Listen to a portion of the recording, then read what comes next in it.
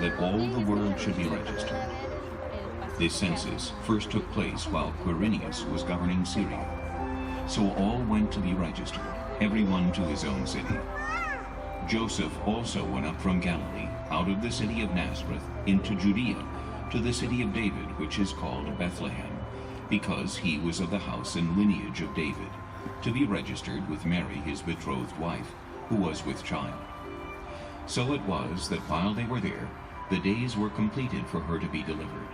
And she brought forth her firstborn son, and wrapped him in swaddling cloths, and laid him in a manger, because there was no room for them in the inn.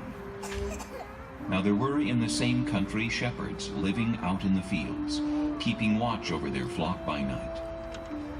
And behold, an angel of the Lord stood before them, and the glory of the Lord shone around them, and they were greatly afraid. Then the angel said to them, "Do not be afraid, for behold, I bring you good tidings of great joy, which will be to all people. For there is born to you this day in the city of David a Savior, who is Christ the Lord. And this will be the sign to you. You will find a babe wrapped in swaddling cloths, lying in a manger."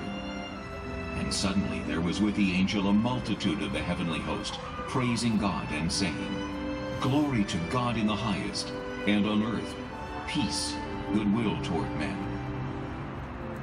So it was, when the angels had gone away from them into heaven, that the shepherds said to one another, "Let us now go to Bethlehem, and see this thing that has come to pass, which the Lord has made known to us." And they came with haste, and found Mary and Joseph, and the babe lying in a manger. Now when they had seen him, they made widely known the saying which was told them concerning this child.